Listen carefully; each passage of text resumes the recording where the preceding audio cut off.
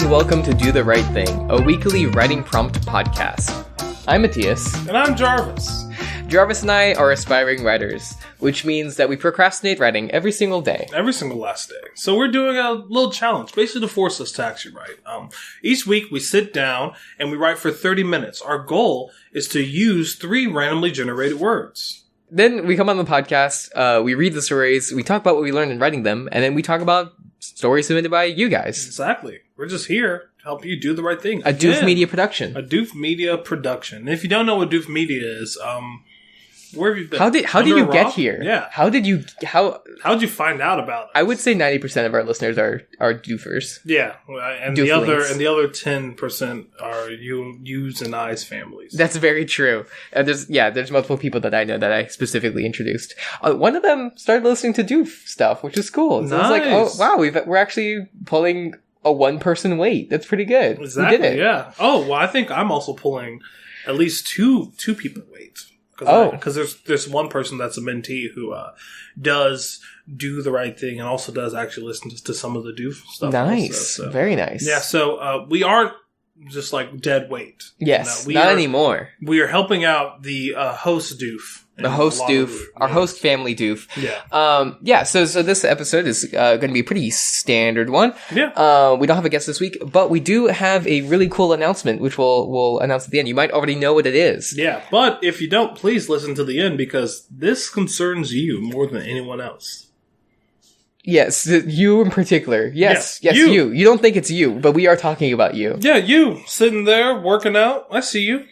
Oh, I wasn't talking about them. I was talking about the one driving. Oh, yeah. The one that's driving is who it's for, not the one that's working out. That's what I was thinking. What about the one that's just like sitting in their bed looking at their paint dry?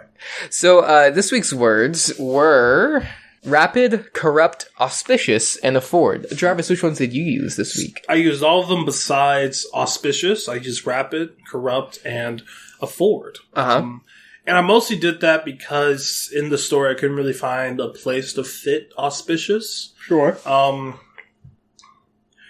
also on that same note, this week's story is quite uninspired. But I think that's okay. That's completely fine. I mean, okay, there is a reason why I wrote it, but I don't feel that I wrote it the best I possibly could. But there's benefit in that because I did the right thing, and the whole point and the fact of it is just to get something down on paper. And I got it down on paper, and I feel that just simply by writing it, I have a better idea of the tone and the mood that I'm really trying to go for. Sure. So, benefits all around. I mean, in the end, right, it's you've got 1 million bad words in you, and you got another, 800 or whatever out, probably more. Exactly. So, exactamundo. Which words did you use this week? I used all but afford, just because I almost did afford, but it just wasn't quite inspiring to me. But it still got me going with something. I know you and me both, we've been under a lot of pressure. Actually, we should acknowledge that this episode is coming out a day late, which is very embarrassing. A day late and $1 short. Hopefully it's a long time before this happens again. Exactly. Or at least if something similar happens, we could give them way further more in notice. advance. Yeah. And the reason for that is a mixture of multiple things. First and foremost, my computer completely destroyed itself. It destroyed itself. It's crazy. It folded in 3 times and then created a tiny black hole in my room. Yeah. So because of that, we couldn't really record when we intended. Also, our schedules are super, super busy. Yes. We were going to record last night at 8 p.m. Yes, which is not a lot of time for editing. Yeah, not at all. So we instead decided to have it up by tomorrow, which would be Tuesday, which I guess will be today if you're listening to this. Or later. Who knows? Maybe people are listening 2 weeks in advance or 3 years in advance. We don't know. Because I know I'll come back and listen to this episode specifically when I'm 37. Yeah, just in case. So this is a little time capsule for you. Yeah, exactly. Well, so it is finals week. So that's part of why we are very busy. So finals week, all of the essays are due. Life just kind of steps in. So that's really great. Yeah, and shakes us up. So shakes us up. But this is our last week of struggle. Yeah. Well, that's it. After this, we're dead. Yeah. Well, after this, life is going to be perfect. Yes, that's true. Because it has been proven that if you go through struggle more than 1 week's time, after that, for the next 7 years, you're weaker. You're permanently you're weaker, but less stuff will happen to you. Oh, okay. So life will become stagnant. Okay, good. It's good. Yeah, I would love that. Yeah, if everything was stale and you knew exactly what was happening. Okay, how did writing it go for you, Jarvis? Writing for me went pretty decently. I started it Thursday night. And then I stopped, and I decided just to redo it because for this one, this is actually my third try. Oh, okay. At trying to make a story. The first one was a previous idea that I had after one of the Do the Right Things of this interrogation where the person who is interrogating the suspect is a mind reader. Mm-hmm. So they're basically just going through like the thoughts of the suspect as he was committing the crime. Interesting. And they're all being watched in like a separate room, and then in the separate room is the general who's the head of it, who's basically like saying, "Oh, he's doing a good job, but he's doing like a live read or whatever." But I started that, and I didn't end up finishing it only because I wasn't in the right mindset to really give it justice. So then I just went to another idea, it didn't work out. And I went to this one, which I think it's okay. It is going somewhere. Okay, good. But yeah, so writing it this week was pretty similar to writing it every single last week. I do feel that I needed this week the most, only because of the stress and then all that. And it gave me a really good time just to stop everything, sit down, take a break, and focus on something that isn't as I wouldn't say crucial and I wouldn't say critical, but focus on something that's closer to what I want to do versus the obligations that I have. Yeah. Well, that's cool. I'm glad that you had a little outlet this way. Yeah, exactly. So is there anything else we need to know going into your story? No, not really. Just sit there, listen to it. If you like it, hey, that's great. If you don't like it, hey, that's great. When the story starts, don't move. Yeah, once the story starts, I want you to hold your breath. Yeah. Because this is a story that you need to listen to when you're like seconds from passing out. Yeah. So just like hold that stance. Yeah, hold it very firm, and hopefully you can hear. Okay. Well, what's your story called? The name of my story is Night. Is it with Night with a K? No, it's just Night. Night. And it's titled that because I posted it and I was like, oh, I don't have a title. And I just thought of the first word that came to my mind. Sounds good. Mm-hmm. The title of this story is Night. The chase is enough, right? Doug mumbled through his glass. On another night like yesterday and others, Doug drank himself into a corner. One more sip and he's barreling over the cliff into bad time territory. But the glass was full, poured high with the expensive stuff he spent a paycheck and a half on. So Doug sloshed it round, held it in the moonlight, and enjoyed the slow spiral the honey-colored liquid spun in. It didn't give Doug any ease. It had to be drank.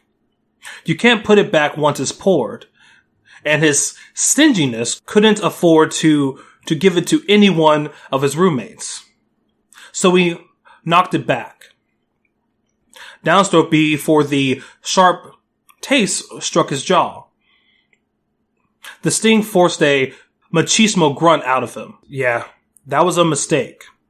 Through blurred eyes and a dry throat, the heaviness set in. His bones and joints relaxed so rapidly, it felt like he's slipping away. Tonight he drank for no reason again.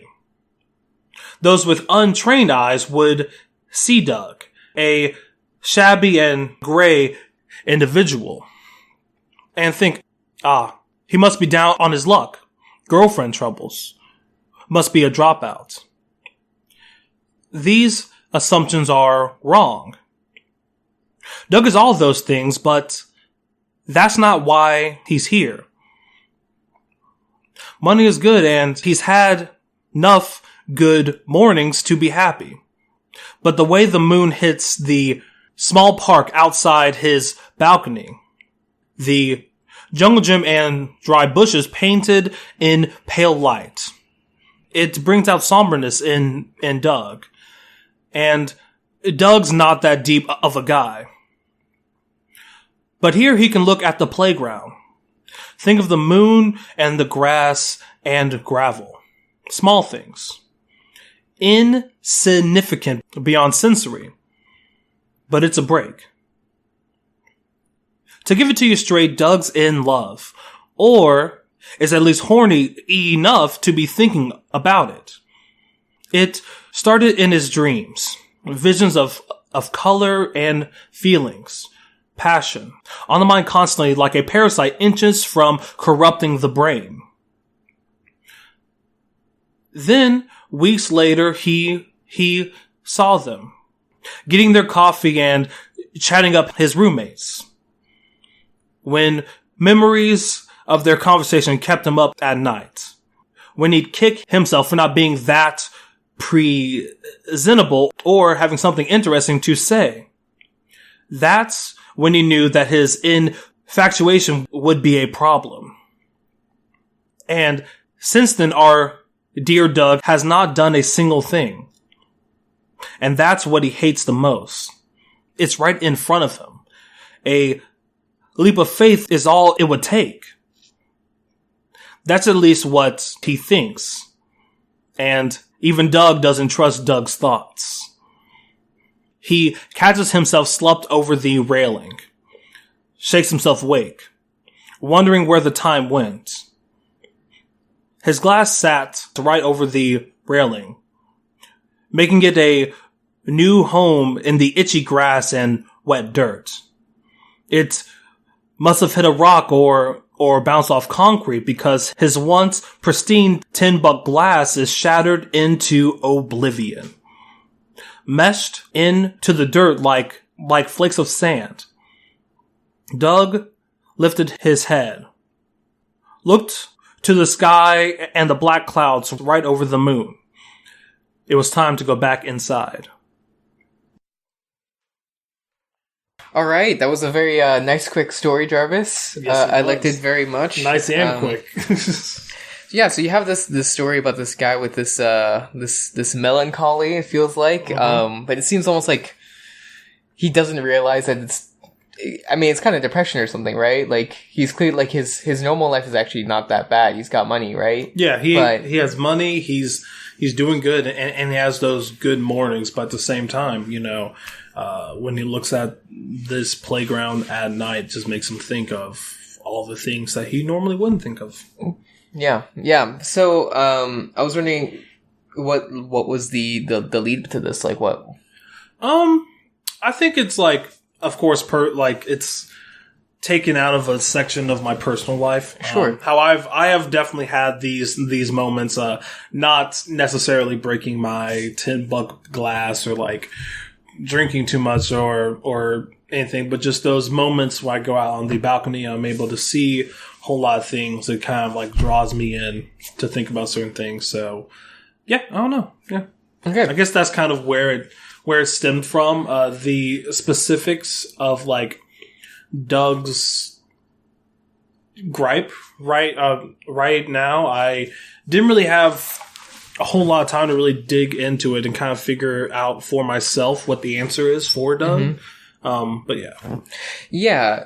So a couple of things. One thing I was wondering was him being in love, right? Like you don't describe the person he's infatuated with at all. And I find that very interesting. Like we don't even know what their gender is.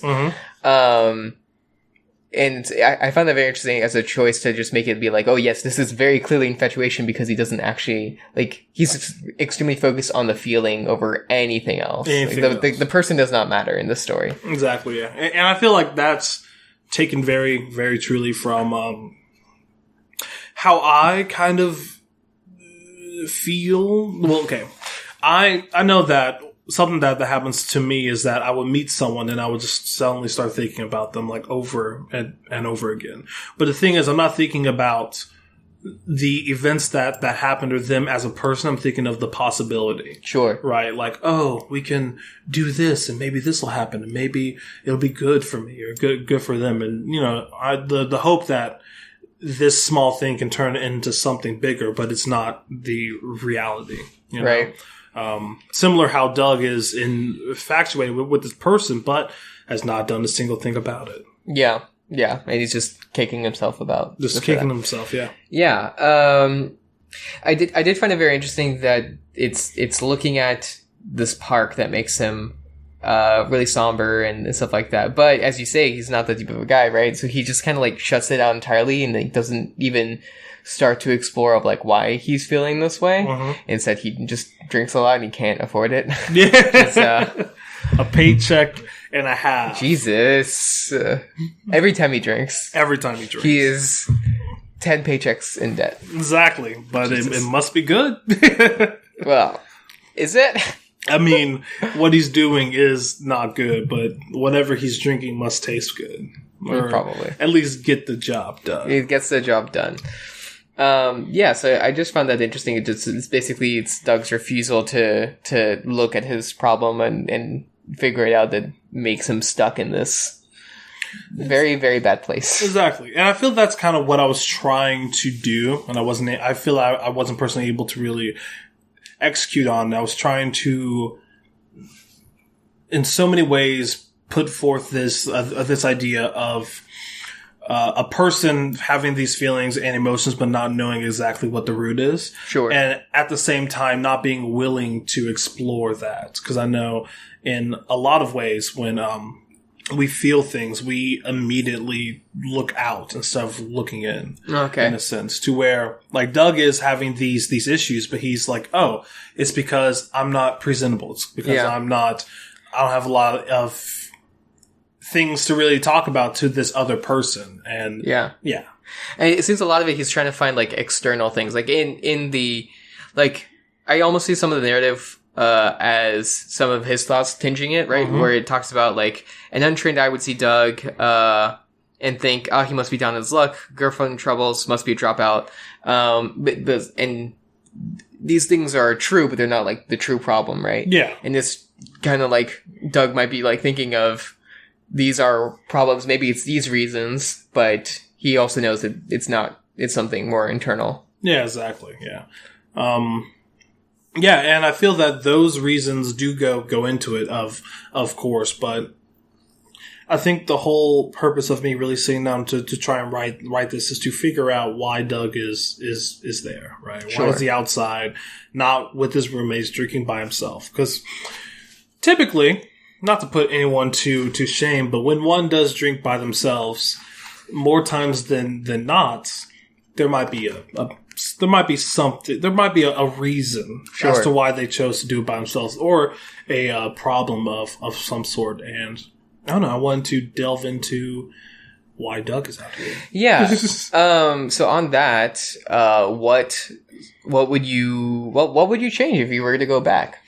If I were to go back, I would probably give a lot more sensory. I would describe the park in specifics. I would want to... I mean, I would hope that you would describe it in a way that like reflects on his problems. Exactly, yeah. I would want to give a reason, like a very specific thing about the park that Doug likes, besides it all being painted in this pale moonlight. Yeah, but is it like a reflection of his like childhood, or is it just maybe he wants to have a kid or something, or just the freedom of it? How I see it, right, is that a playground is a place where a lot of kids go and they all have the time of their life. It's a place of joy, right? Mm-hmm. Or at least it's supposed to be. But when it is devoid of those people, when the moon hits it in this way to where it shines, but there's this eeriness to it. Okay. I know that I personally love looking at parks at night, only because it takes on such a different form. Like for me, a park at night that's ill lit is a lot more sinister than uncanny. Uncanny, sinister. Like something is very wrong. Yeah, like it shouldn't be there. And I feel maybe that is why Doug enjoys looking at it because he's looking at something that is imperfect, similar to how he is. Okay. In a sense. But that, of course, is not apparent in the story. So when you would go back, you would add those in, of course. Yeah. I would say when I would go back, I would add a lot more connections to the things that happen on the outside and also what's happening inside of Doug. Like, at the very end, what I kind of tried to do is that last bit of whatever he was drinking, put him in that, that like very drunken headspace where you're not sure where you are or what's happening, but you do have these thoughts that you're kind of following. It's like it's like a purest form of a daydream, which is why after he's done thinking of it, he comes to and he's slumped over the railing and his glass is broken and then all that. So yeah. So one thing I think this story would be improved by is if he was presented with a clear opportunity to change and either decided to change or clearly decided not to. Because I think that's what you have for the best endings. There's almost a refusal to change in this, but it's like not super clear, right? So at the very end, Doug lifted his head, looked to the sky and the black clouds right over the moon. It was time to go back inside. So if that kind of felt like he could look at it, he could like reflect and stuff like that, but he's like, no, instead I'm going to go drink, I'm going to go back inside. Yeah. Like if you had a part where he's like, he considered staying outside and like walking and walking to that park maybe, right? To go look at it in person. But then instead he goes inside. I think that would be a really good way to make that message resonant. Yeah, I think something that I do want to go back and revisit it, maybe do the editing, but something that I want to do is bring the point of view closer to Doug. Because we're already in his thoughts and we're already very intimate, but the way that it kind of flows feels at the same time distant but close, I feel. I think I can see that. Yeah, and I would like to pull it in like a lot more, really get into Doug's head. Maybe even do it first person, I don't know. But I do know that what I wrote feels a lot more like a scene. Right? Yeah. I feel it's probably seen in the beginning. And in the initial edit, I did want him to go inside and like look at the apartment. I wanted to have a moment where he's actually hanging out with his friends, because the first line that I wrote for it, I think, and it never made its way in, was Doug was in just the idea was that Doug is with his friends having a great time, but there's always something eating at him, and that even though he is laughing, even though he will want to be nowhere else but right here with his friends, he still feels alone. Okay, in a sense that he keeps himself in this bubble, even though he is able to communicate with other people. There's always that layer in his own head holding him from that. And that's something I would want to explore in a second write-up. And I feel that would be a lot more resonant than what is on the paper right now. Sure. Yeah. So, yeah, those are pretty much a lot of the changes I would make. So in just redo it, figure out exactly like what Doug's prospects are, like at all, because I didn't notice. Like there was this character of Doug, and we are presented with a struggle, but then there's no arc from there. There's no hope for the struggle, and I think adding in that opportunity for change would be a good way to bring that out. Yeah, either that or just give him a moment to where the audience can even see that this is a struggle. I was thinking, what if he walks back inside and the person that he is infatuated with is there, right? Hanging out with the friends, and then we can get that interaction and see exactly how gray of a character Doug really is. But yeah, I mean, I think through writing this, the thing that I really learned. So what I learned from writing this is a mixture of like three different things. Right? Okay. First and foremost, I know that I need to definitely give myself more time beforehand to actually think about it. Sure. Which, I mean, it's not a requirement of do the right thing, but I do find, at least for me, is that I like having a outline, something to follow that is created by myself, so that as I'm writing, I don't lollygag. Sure. Because I know I love to lollygag. You know, I love talking about, ooh, the glass has it's like a trichome or something. I don't know. And it's got 3 ice cubes. It has three ice cubes. Glisten. It's filled a third of the way with Glenfiddich. A little bit of mint on top.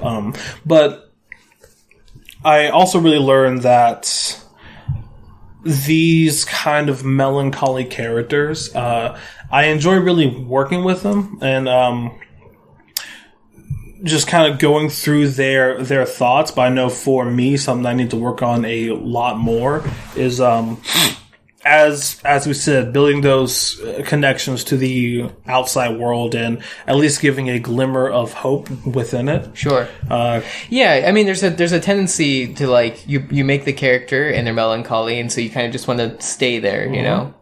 Yeah, and I think it's just me getting into the mindset of building characters that are a lot more multifaceted. Sure. Which, I mean, I do normally with, like, larger projects, but it's good to be able to even do that in a short period of time as 30 minutes. Yeah. And I feel that by doing that, Doug would not only be a melancholy character, but he would be really good at baseball. Or, like... yeah, okay. Or sure. he loves to cook, or like the hope for him in the long run is that he is this very boring and gray person, but he still has prospects. Sure. And I don't know, I would love to explore that a lot more, and I think by writing this, I have a better idea of where I need to go next. Okay. Yeah. But overall, I did the right thing. You did the right thing, and that's the most important thing. It was sweet, and I hope all of us have a little bit of Doug in us. That sounds... I don't want any Doug in me. You don't want any Doug? I don't want any Doug in me. Not even a little bit of Doug? No Doug in me. No, oh, thanks. Pass on the Doug. Yeah. I guess I'm just feeling... I'm Doug out. You're Doug out? I'm Doug in. Okay, let's move on to the next section. Yes, which will be you. Which is me. So we're going to go over my story, which is called Initiation. Mm-hmm. Not that much to say in the beginning. I guess I should say a slight, I don't know, trigger warning. There's just a lot of pain in this. There's injury in this. Oh, Jesus. And I focus on it a little bit. So if you're very squeamish, I'm sorry. Maybe skip ahead 10 minutes. What is it that bad of pain? No, I mean, just if you're super squeamish, it's not really. I don't think it's that bad. So the story is called Initiation. The smoke from different buildings in the towns curled atop a beautiful backdrop. The sky was a glorious red, the color of burned flesh. Beth smiled. An auspicious sign. She turned to regard the altar. The altar was constructed from twists of jagged, rusting metal. The floor was sprinkled with shards of glass. At the center was a man in ragged clothes, held up by ropes tied to his arms. There was no good place to stand, so his feet were twisted to avoid the worst of the glass. He was just a man, fearful and in pain, bleeding from a dozen places from when her raiders had captured him. He was lucky, though. He'd get a chance to become one of them. She walked up to the altar. He twisted to get a look at her. Please let me go. It hurts. I'll do what you want. It just hurts. She ran a hand along his shoulder. The red skin of her hand glowed brilliant against the muddled drab of his tan flesh. She liked to touch, and she grasped his neck as she passed, squishing flesh before letting go. We can't let you go, fleshling. Not until you are changed. You'll be part of a better world. He shook his head. Please, just let me go. I don't want any part of this. It hurts. Oh, it does, fleshling. For now. She smiled. As she walked around him, her feet were sliced by the glass, stinging and singing. She unconsciously flexed the muscles of her back, just to feel the heat of the lash marks. Their thrum of pain warmed her and made her want to run and scream and rip. Why do you want to hurt people? And his voice was small and deliciously despairing. When you change, when a tendril of Azeroth enters you, pain turns to glorious pleasure. He started to say something, but she pressed a finger to his lips. She played with it, squishing it against his teeth until her fingers came away with blood. I know what you're thinking, that pain is terrible. But after the changing, it is not. You must ask yourself, you hate the thought of pleasurable pain, but if it feels good, is it truly pain as you think it? Why are you doing this? He gasped. Beth could feel how he felt. Blood trickled hot and sticky and wet down the inside of his leg. His back and arms and aching legs sung in pain. The good kind. Beth made an amused noise. I told you, we're making the world a better place.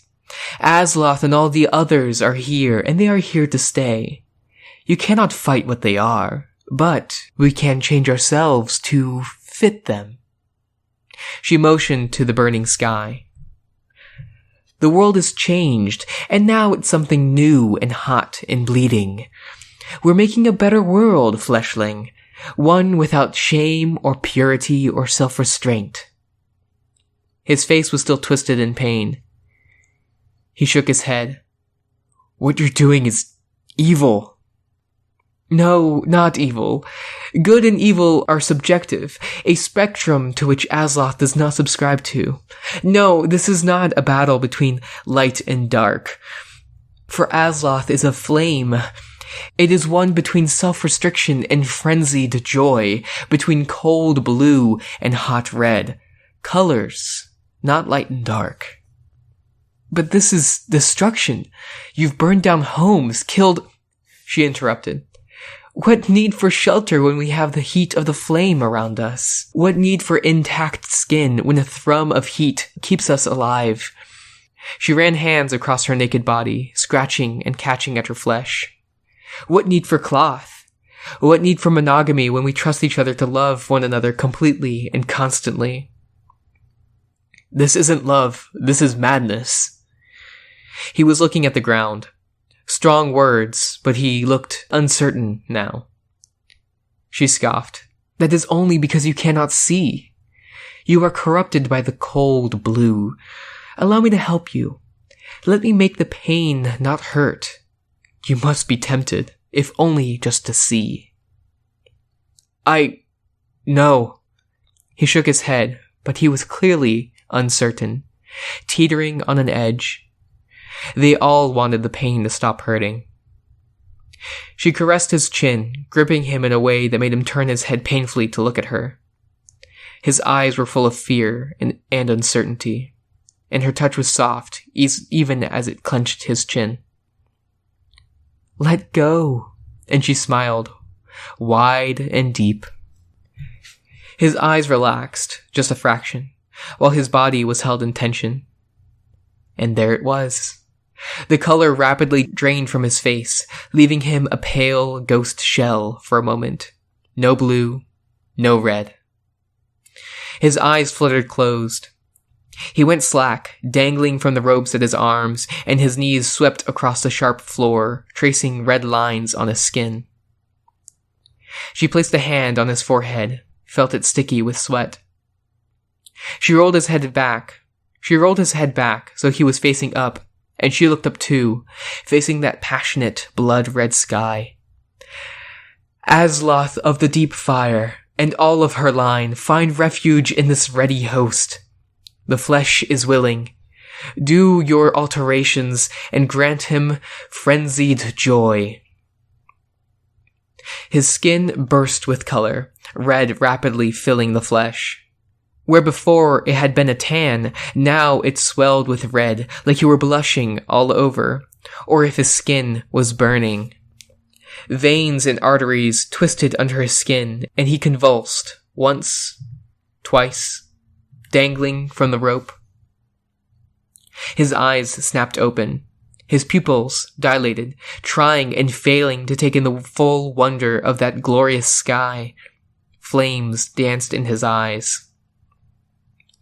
With a small, sharp knife, Beth sliced his bottom lip, lengthwise. The fleshy, soft skin split cleanly, and blood spilled out, a gentle waterfall, drenching his chin in rivulets. He almost recoiled from surprise, but then he caught himself. He smiled, wide and deep. So that's the story. So, Matthias, I'm gonna be honest. I think you could have done better. Okay. No, that's a way to start the conversation. No, this is really, really good. Personally, I love anything where a character turns into this monster. Okay. I know in the album Murder of the Universe by King Gizzard and the Lizard Wizard, it does something like that. Also, Wolf Down the World by Gojira does something very similar to it. So I don't know, I just love the idea of this person being forcefully turned into this entire other being, part of this, what was it, Asloth, and the tendrils turning pain into pleasure. So, honestly, very good story. It's as soon as I started reading it, it felt very much so like you have a specific way of phrasing things. I call them Matthias-isms. Okay, sure. But yeah, I absolutely loved it, and I would love to know, where did this story come from for you? Well, basically, I was just searching for stuff, right? And I'm not the only one that I think latched onto the word corrupt. Mm-hmm. And so I started with that, but basically, so I had the scene of someone basically being tortured and like getting the thing, whatever the thing is, getting put into them. Yeah, right? You said a tendril. Yeah? Yes. Yeah. But then as I was writing it, the lines that kept coming to mind were like the rationale for this creature, right? Mm-hmm. And so I kind of fixated on the idea that like, if the pain is pleasurable, is it really pain anymore?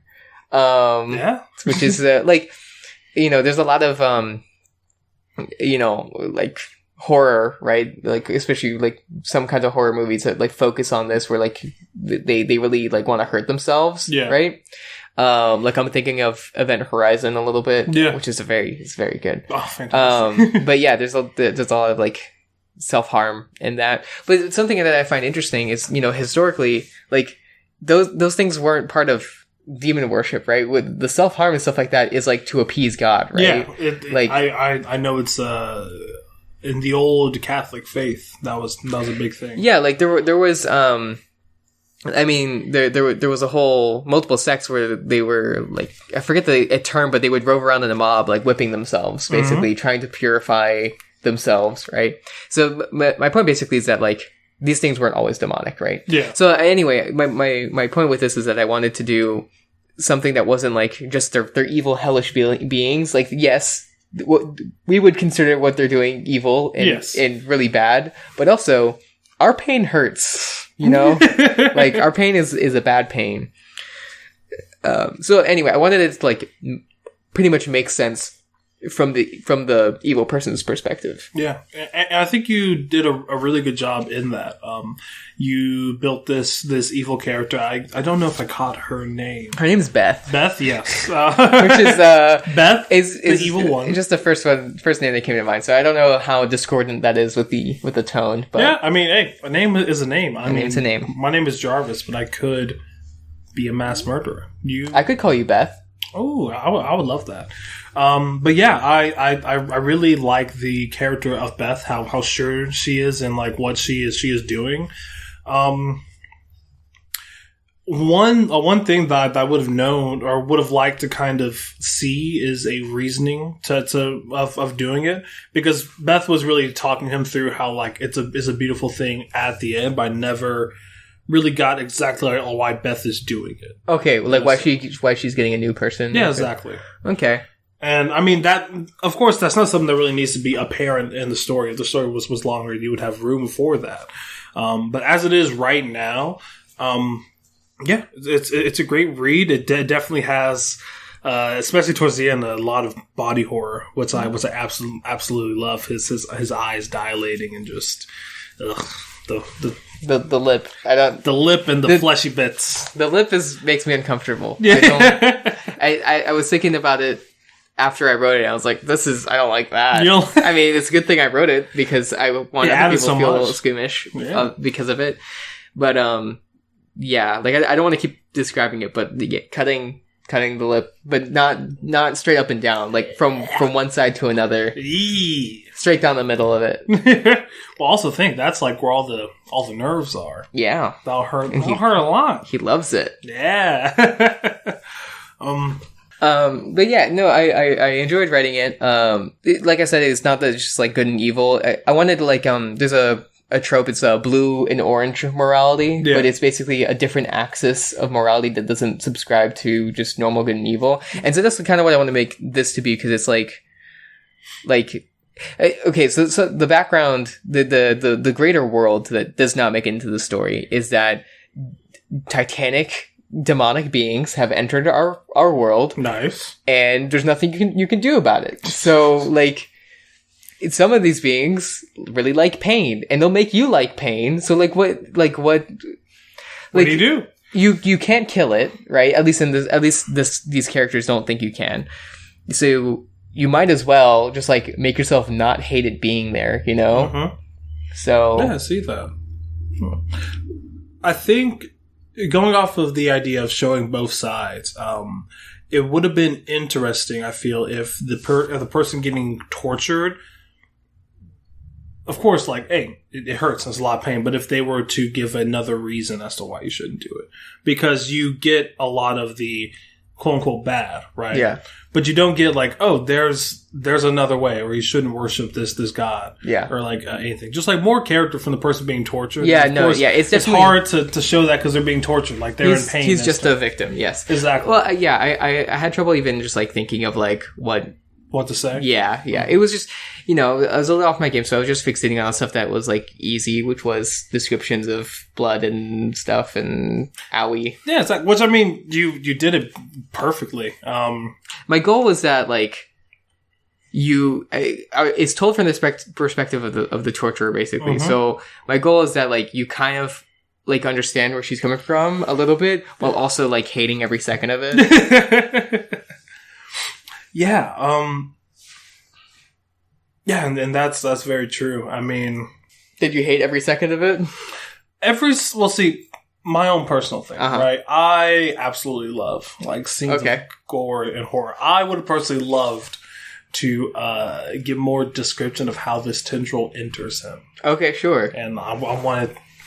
In my mind, I was thinking, I want to hear the sloshing, of it slithering in to this person's body and breaking out of its fingernails and shit like that. Okay, I wasn't thinking of it as a physical thing, but that works too. Well, yeah, I mean, at least that's what I got from it. And I feel that if you were to describe a lot more of what is actually happening, beyond like him saying that he's in pain, her being like, no, it's a beautiful thing, just stick it out. Hey, at the end, you're going to feel great, dude. Yeah. But more so of like what she is actually doing to him. Yeah. I think that would have definitely like grounded it a lot more and would have brought across a lot of the visceralness of what you're going for. Yeah. Part of it was that I wrote basically all the dialogue first because that's what came to mind. Yeah. And it basically I was like kind of struggling to fill it in of like, hey, here's actually where it, like, I didn't write the guy until the very end. Like, I didn't write the altar and stuff like that until I was basically done, where I had written the whole conversation and, that basically I skipped the beginning, is basically what it is. And I didn't add that much between. So yeah, part of it is just that it's pretty much like scaffolding. There's not like a ton of meat. I was trying to add some meat, in, of just description and stuff like that, but it's definitely lacking in some places. And there's a lot of other stuff, like it's just the two of them, and so you're probably wondering like, where is everyone else, kind of thing, like, because I was getting the vibe of like a cult leader. Yeah. Kind of, yeah. Where's the cult? Well, yes. I mean, a simple justification is that like for this ritual to take place, there can't be too many people there. It has to be very one-on-one. But yeah, and then this monster that this person turns into, is it you said these giant Titan demon things. Is he turning into one of the... No. Or just like... He's just turning into a normal worshiper, like her. Okay. Oh, so she went through the same process. Yeah, and, if we're going to talk about abilities or whatever, like, they don't... basically, no injury will actually hurt them permanently. Right? Okay, so they can heal. It's not really, like, healing, it's more like they don't care. Oh, so it feels good. Yeah, so, like, but, like, her feet are, like, super cut up and stuff, but it doesn't, like, stop her from running perfect, you know? Okay, so it's like, after going through this ritual, you just lose all sense of pain, and the pain isn't turned into pleasure. And, like, the Azeroth, like, sustains you enough that, like, even though you are being injured a lot, you're not going to die. Like, you could just continue bleeding for, like, years, basically. That sounds awesome. I would do that deal. Well, that, and then you also go, like, a little bit crazy. Okay. So you're not completely safe. Well, I mean, the thing with them, I think, is that they only care about, like, destruction and like, just... Like they don't have any reason to build anything. Oh, okay. Basically. So, but they have a whole bunch of reasons to destroy. Yes. Okay, I see. Yes. Yeah, I really fucking love it. So, going back, right? What would you want to change? Would you want to make it a little bit longer? Would you want to show a little bit of the after of like what this person? Yeah. So there's a couple things. Like I can picture another thing that's like a confrontation between the side of the red, which is hers, and the side of the blue, which would be something that's like cold and calculating and like unemotional and stuff like that, right? Which would be like completely like unemotional to a detriment. Like you wouldn't want to be that side either, right? I don't know. So just, I mean, that would be a cool fight scene, basically, between like a cleric of like purity and like unemotional and no, like, not even, I don't know if logic is even the axis that I want to take it on, but just like, yeah. But the opposite of that, basically. Yeah. But yeah, if I were to do this more, I think I would just like add more from that perspective and have a little from the victim's perspective and have just more understanding of like what's going on, what's the greater stakes, just like fully understanding the transformation. Yeah, exactly. I think something interesting though, if there is like this cleric of light in this universe, it would be interesting if they're the one being tortured. Yeah, I was thinking that, but I don't know how much it would work because the point to me is that like maybe it's like tinged with the blue, but it's not like the victim is not like completely on that side. Like I want them to be able to be tended to the other side and like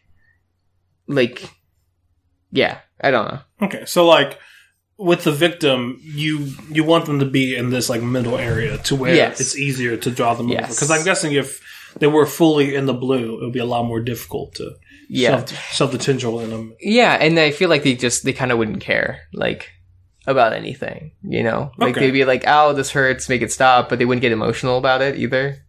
Because the blue is devoid, same with the orange. Okay, I see. Yes. But humans normally are in the middle. Yeah. Yeah, most of all of us, unless you're a good old fashioned Christian. Because they're pure orange. Okay, that was a horrible joke. Sure. Let's see. But and some of the other inspiration came from like fire it goes on both sides usually. Like fire is something that wards off the dark, right? But it's also the thing of hell, right? So I was like just interested in how it's both of those at the same time. Sorry, I'm reading some sections. Okay, but yeah, it's like fire is something that like you burn away evil, right? But also demons are like creatures of fire and stuff like that. So I was like, why is it both of those? It's both good and bad, right? It provides light, but it can also burn you, right? Yeah, and honestly, I feel that that's something that could have been talked about in it, at least, because I don't know. I feel that this wider world that you do have could enter a lot more in this story, whether it be in like small bits of passing or at least present in the person being tortured. Because I don't know. I guess I'm just coming back to that because, like, of course, overall, it's a great thing and it's a good brief. I think something that could elevate it would be within the actual dialogue, it being a little bit more influence on these both sides. Yeah, in a sense.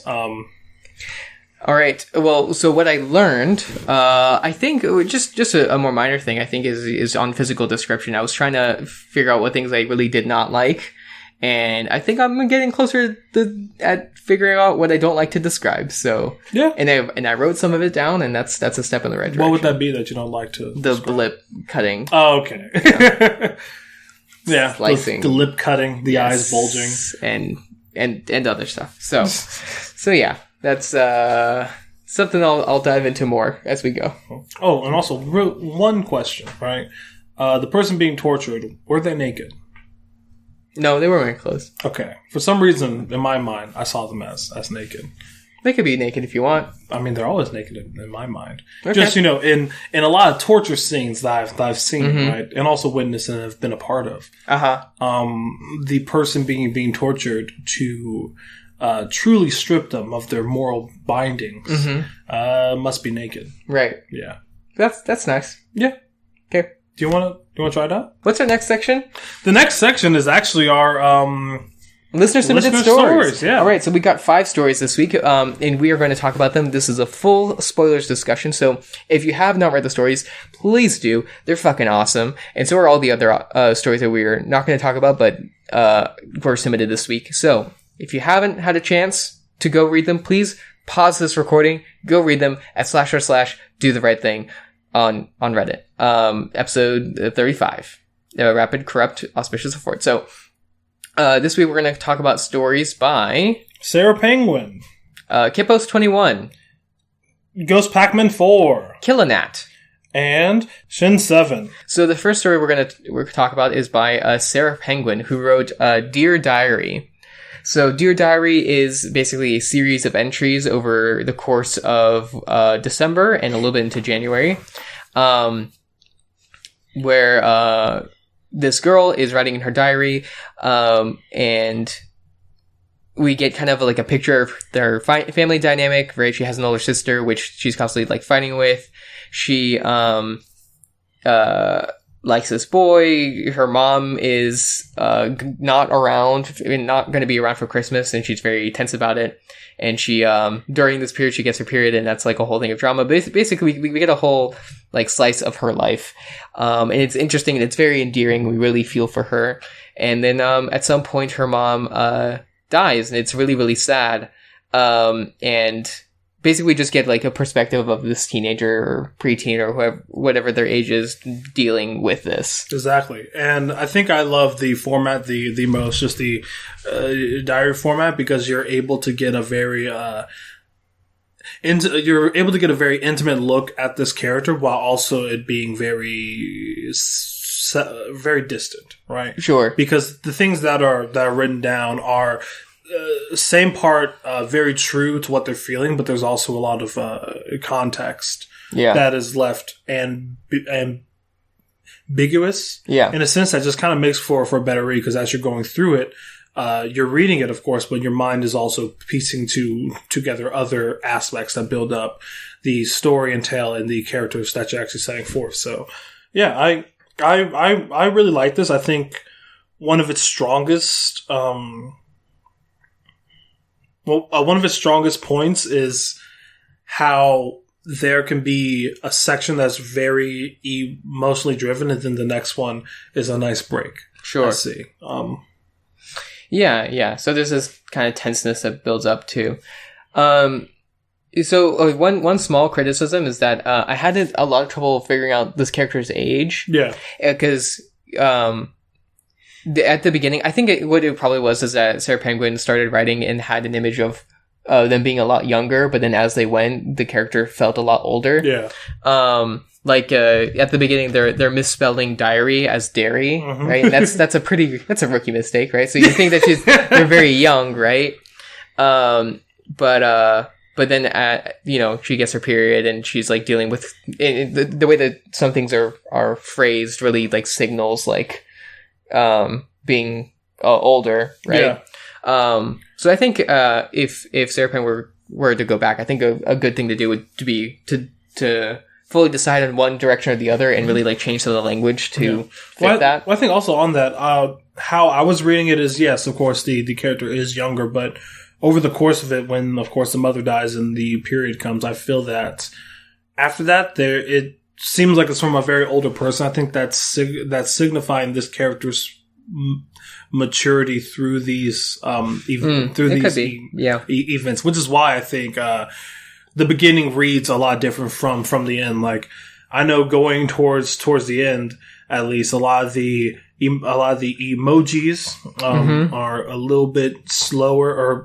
are used a lot less frequently, and of course the tone overall changes to a very more real, very more serious take. Yeah. All right, so the next story is by Kippos21, which is A Betrayal and the Betrayed.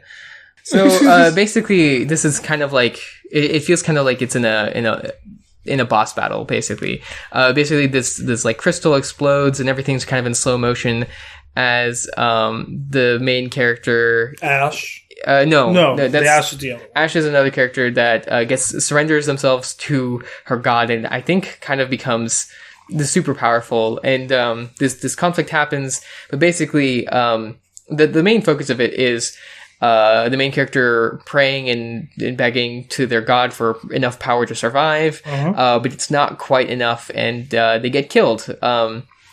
And their mind slips. And basically, there's a very short section at the end where they kind of appear in the dimension of their god, and the god is like massive. Like it's not just like a figure. It's a like gigantic, like it is a city size at least, yeah. Right?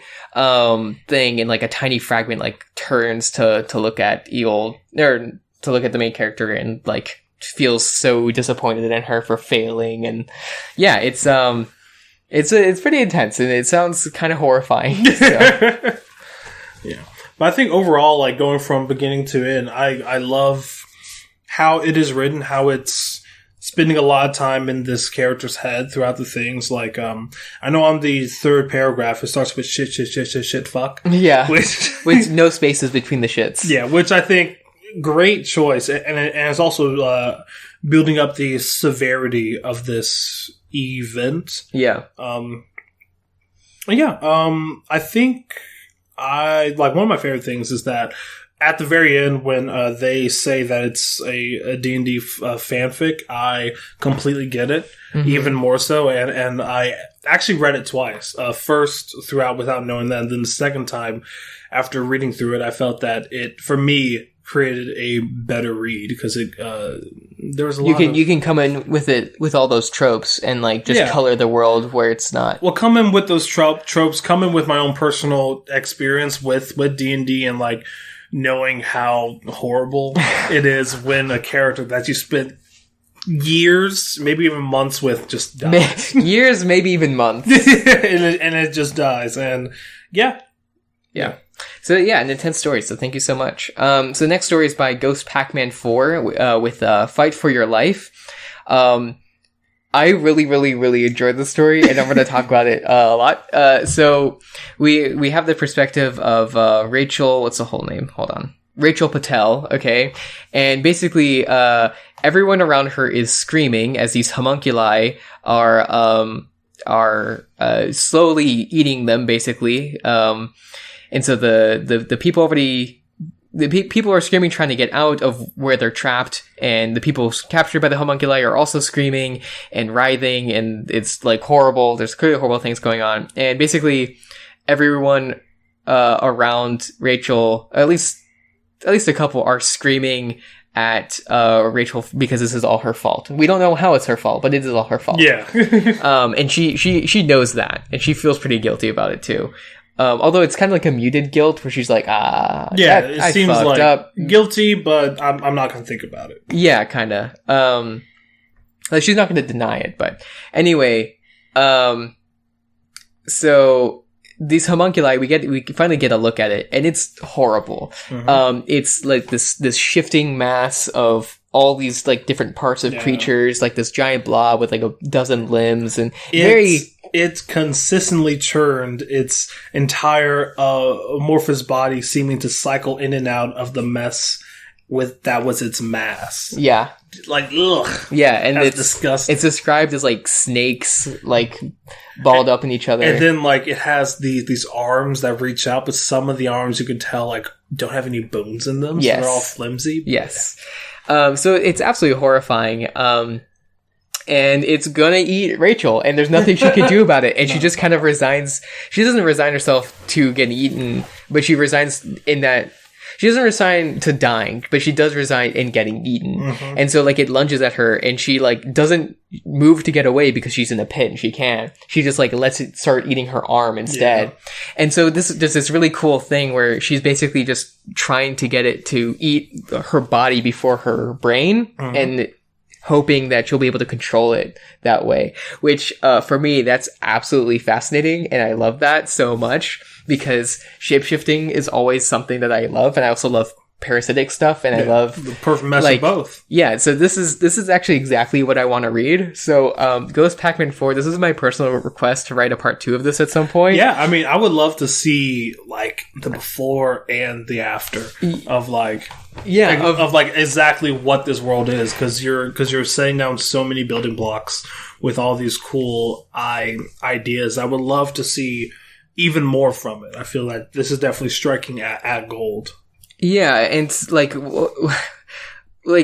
I just got really, really, really interested into the setup of this character's conflict because they are guilty for betraying everyone. Mm-hmm. They have a greater antagonist literally just like looming over them who created the homunculi. They are now trapped in a body that they might not have entire control over. Mm-hmm. And also they have like there's the promise that if they do have eventually control over it, there'll be a cool monster, and that's awesome. Yeah. So there's some serious, really cool stuff going on here, and I'm very interested. Yeah. So please, if you have anything else with this, please do the right thing more, and then at me, and then at me, and then give me your idea. Yes. Yeah. Yes. I'll take it. Oh, yeah, I actually I'm trying to write a story with a shapeshifting character. Not like this, though. Oh. Not a homunculi. Okay, so just a character that can shapeshift? Yes. Although I think he might be a homunculi, but not like this. Do you know what else has shapeshifting characters? What? The X-Men. Also Worm. But the X-Men. Okay, who would win? Really, slight tangent. Worm, everyone in Worm, besides the like Endbringers, or all of the X-Men. I'll talk to you about this off air, Jarvis. Yeah, I will talk to you this off air about this. Yes. So the nenext story is by Killanat, who wrote Raging. So this is kind of a play on words with Raging Fire, I think, mm-hmm. is the implication. So someone is, the main character is eating dinner at a fancy place with a girl named Juniper. And then these bearded men come in, one with a red blistering handprint right in the middle of his face, right? Mm-hmm. And we get that the main character burned that guy, and that guy is here because he wants to beat the main character up for burning his face. And so we get this really entertaining conversation as the main character is like shoveling food in their mouth because they need it to fuel their fire magic. Mm-hmm. While Juniper's like, no, stop this. Please don't burn down this restaurant. I really like this restaurant. I like this place. And so there's this fun conflict where, it's Carrie. Carrie's the main character. So Carrie is like, it's dead set on like, the only way I can solve this situation is if I use fire to beat this guy up some more. While, Juniper is really upset that, of course, they're insisting on this. And also we get a really interesting view of the fire, which is like a spark inside their stomach, which is like needs to find the fuel, the food. Which I think honestly is such a cool like magic system. Yes, in a sense, but yeah, and there's interesting limitations where it seems really clear that the fire needs fuel. Like mm-hmm. she puts napkins in her mouth so that she can set them on fire and spit it out. It's not like created from nothing, which I found interesting. And yeah, so it ends in a fight, and it's clearly not going to go well. So yeah, I found this very interesting though. Especially the like directions of the fire and how like kind of messy it was with like the characters like coughing and wheezing. And like it's not pretty. Yes. And I think that's probably why I like it so much is that this ability, this magic also takes a heavy toll on the person that does use it. Yeah. Overall, I think one of the strongest things is the dialogue, because you get a really solid sense of both of these characters and their connection, especially to be written in such a short amount of time. I love how the characters definitely talk very, very differently, and they even come alive in certain parts of it, and I really like that. Yeah, absolutely. So the next story is by Shin 7, which is called Coming Back. And so there's this interesting scene. So the story is called Coming Back, and it's this interesting story with this main character, Petra, is with this squad of soldiers, and we kind of get that they were in war, and they're kind of behind enemy lines. I think they're spies, basically. But one of their team, Skylar, has been killed, and Petra's pretty upset about it. She's been like punching this wall. Petra's losing it. Yes, and the captain is basically saying that we just have to kind of get over it. We can't get too attached. Basically, we gotta. Like, people are going to die. But the whole team is really upset because they had this connection with Skylar, which was a very, like, caring individual. What I'm getting from it as, like, reading through it is that it seems that Petra is fairly new to it. Like, at least fairly new to losing someone like that. And I think it really comes across very well throughout it how, of course, other people are broken up, but Petra is taking it the most.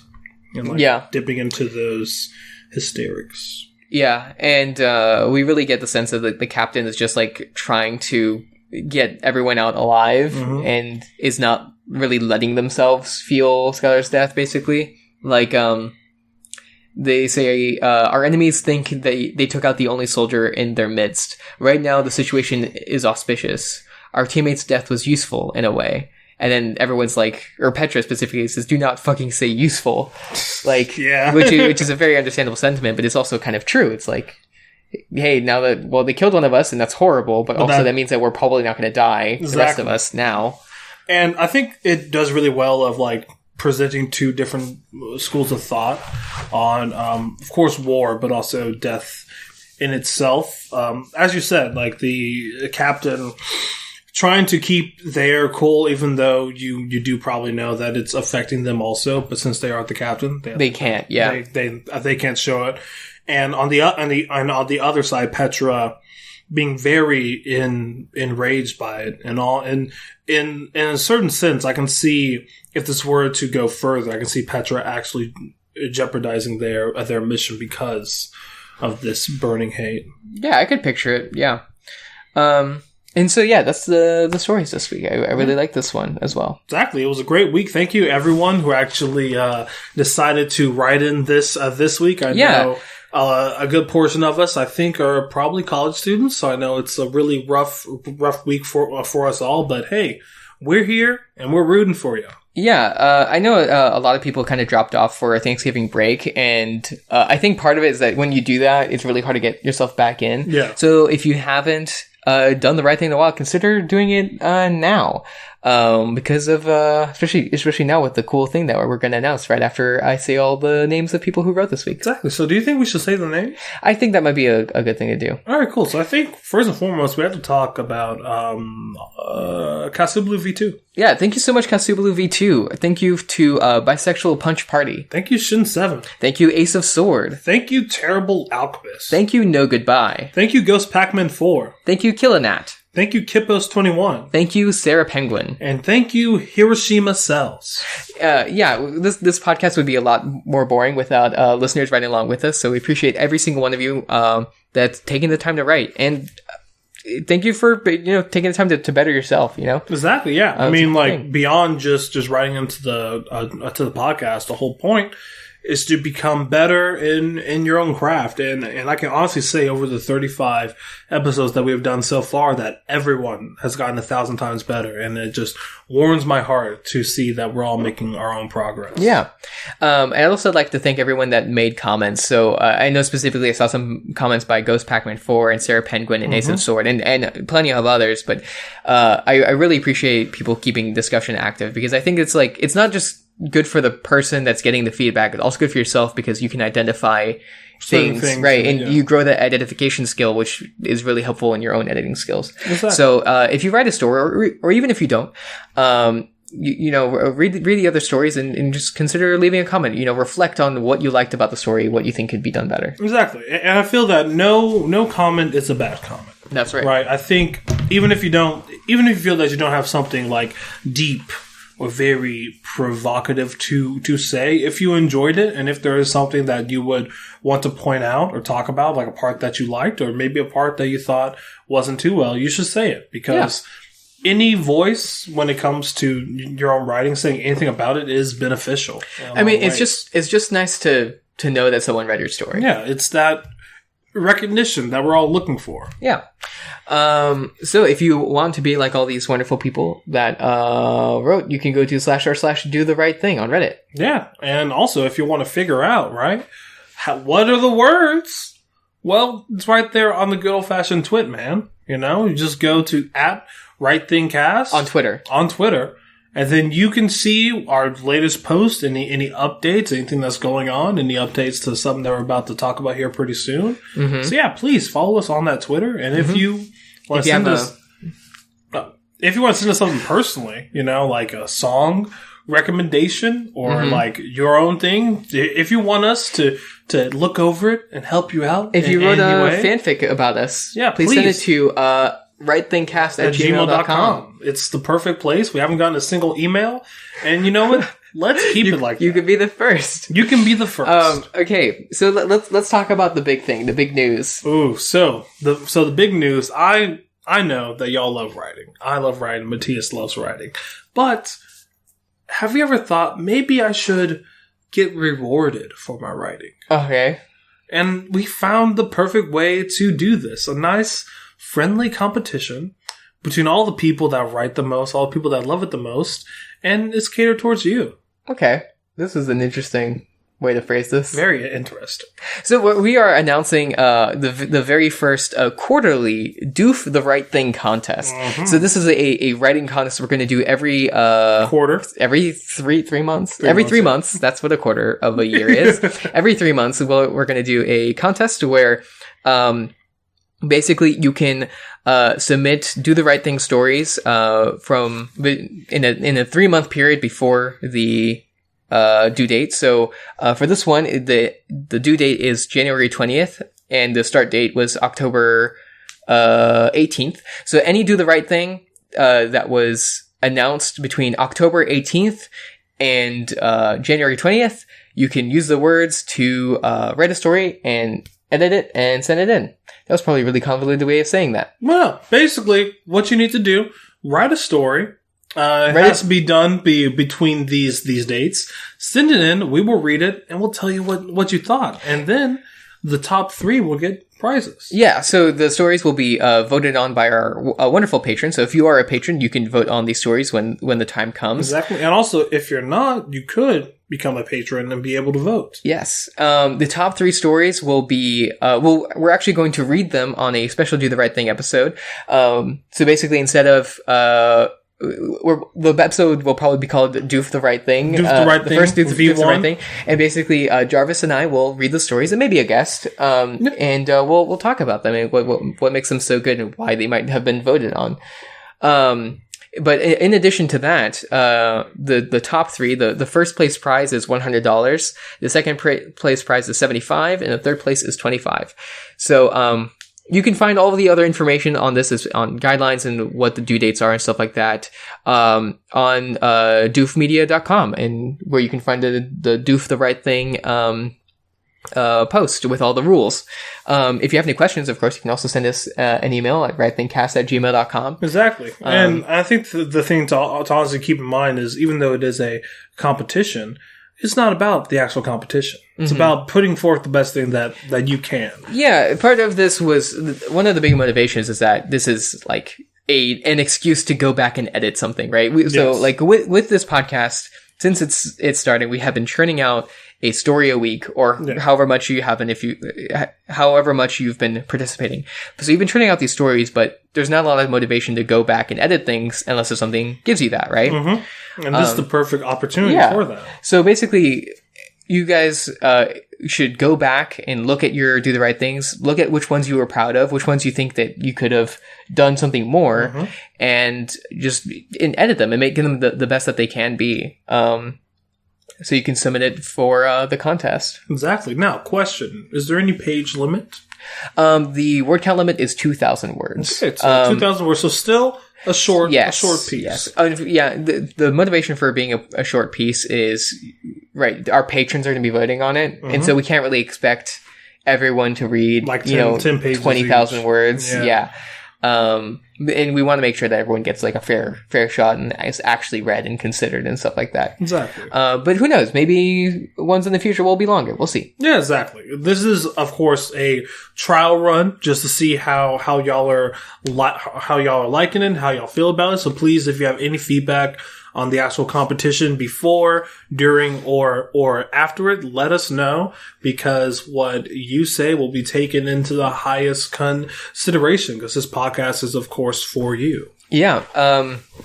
Also, I would personally like to thank Matt from the main doofs, who really like spearheaded this. He was very excited to do this and kind of like drafted up the rules and everything like that. And I was basically just like helping out for him to do it. So even though this is kind of a do the right thing, it's a doof thing. It's very much a doof thing. I think Matt probably had like this in mind when he was doing So-Called Writers and stuff like that. Yeah. So I'm very excited for this. This is really, really cool. And I'm really excited to see what comes out of this. Exactly. And also, don't worry, our masterful stories won't be entered into the competition. Yes, of course. That would feel a little unfair. Y'all have a chance.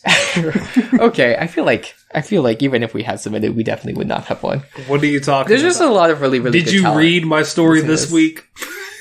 I did. It was good. I think it could. But I also read Ghost Pac-Man 4 story. You're right. And we also read Kippa's story. Yes. And Killinats. And Sarah Penguins. And Shin Sevens. And Shin Sevens. And everyone else's. Yes. But I still think that my 100-page story, 100-word story was... So please consider submitting... Yeah, and if you have any questions, of course, send it to us. We'll probably say clarifications in future episodes as we go, and we'll remind you. But basically, yeah, the due date is January 20th, and we hope to see your submissions. Yeah, look forward to reading all of them. And the rules are you submit your story to the Doofcast email. So just go look at the article on doofmedia.com. Exactly. Okay, yeah, that's all we have for this episode. Is there any other doof yeah, stuff I was about to say that. So, What You Say is doing really, really good. You can absolutely jump on whenever you want. I would recommend starting at episode 1 because it's really good to know all the characters. Yeah. Of the OC show. Because it's very linear, like they're going episode by episode. They're going episode by episode. It's very entertaining. It's a pick me up every single time. I love hearing their drama. All the tea. Yes, all the tea. So I highly recommend that show, especially just if you need just a fun show to put on, you know? Yeah, exactly. And you hear some more stuff about Scott and Lisa's life, which is always interesting. Scott Lisa. That's their ship name. Scalise. So it's really them, good. And they have their own personal ska band. Yes. That they do right before What You Say. Was one of them part of a ska band? Was one of them part? There were other skars in the Doof Network. Yep. Anyway. And of course, there's so many other amazing shows on the Doof Network. I'm very excited for the second series of giant doofovers that is anything The Last Airbender. Yes. The Avatar shows. I said it was going to come out last week. It hasn't come out yet, but it will come out very soon, I think. The Avatar: The Legend of Korra Doofcast episode with both the Media MD people and our Australian fellows and the OG Doofcast. Our Aussie boys. Yeah, I always love those episodes, so I'm really excited for that one to come out. Okay, so with that, let's finish off the show. All we have to do is say new words. So, the new words. Also, consider going to our Patreon at patreon.com/doofmedia and donating $1 a month or whatever else you can afford. Joining gives you access to the Discord where you can, and plenty of other features like voting in our quarterly writing contest now. Exactly, which you will want to do that. I think that would be really, really, really cool. Yes. Your voice needs to be heard, and the only one to be heard is to give us money. Yes, you can also vote in the quarterly fan art contest, but that's part of the fan shows, the Deep Impact and We've Got Words. So exactly. But yeah. So new words. What do you think the new words are? Give a quick guess. I kind of know them because I announced it before this podcast. In fact, we already have a story, which is really embarrassing. Yes, give a quick guess. For us, the person who wrote that early is amazing. It's just embarrassing that we haven't recorded the episode before people start writing for the next show. For the words next week are skillful. Yes. Treasure. Yes. Stem. Yes. And jealous. You did it. Skillful, treasure, stem, and jealous. Skillful as in full of skill. Treasure as in like something in a chest or something to be preserved or valued. Stem as in the stem of a plant, or STEM, which is the science and mathematics field. Or something stems from something, like originates from something else. Exactly. And jealous, we all know what jealous means. Yes. We're all feeling it right now. Yes. Honestly. But okay. I will know that jealous is different from envy. Envy is when you want what something else has. Jealous is when you're afraid that someone's going to take something of yours away. Okay. So jealousy comes more in relationships because when your significant other spends time with someone else, right, you're afraid that they're going to take that person away from you. Yeah. I mean, I hope that no one's feeling that, but that feeling, the bad feeling, is jealousy. Is jealousy. So, I've been jealous once. Okay. A long time ago in a galaxy far, far away, me and my buddy Matthew were creating stems. Stem is this newfangled way of healing people. Okay. You take all the microbes, all the stem cells, all the mitochondria that is born from a newborn baby. And you squeeze it out of them into a all-purpose blue solution that you then stick right into the neck. Okay. It's a treasure. It really is. It's changed everything since its creation. And only a skillful hand can properly and meticulously create the perfect stem. Was it all the words? That was all. Did you use skillful? I did use skillful. I did use skillful. Oh, well, okay. I think everyone else is jealous of me. I think everyone wants to take this beautiful thing from me, this flower which is beautiful from root to stem to flower petals to pollen. Every inch of it is gorgeous and so powerful. I have to skillfully guard it because everyone wants to steal this wonderful treasure. I didn't like how, as you were saying that, sounded like you were on the edge of orgasm for the whole time. I was trying to sound like a little bit like Gollum, like not how his voice sounds, but just like how mannerism. He talks. Yes, yeah. My treasure. Me treasure. That's not how he sounds. That is how Gollum sounds. That's not how he sounds. Go back and watch The Lord of the Rings. Gollum sounds like Bubba Gump. Thank you for joining us on this episode of Do the Right Thing. Thank you very much. We were off our game. Ooh, quite off. But you know what? It's finals week. Do you know what's good though? Next week it's going to be a banger. That's true. Because do you know why? We're going to have Selena Gomez on.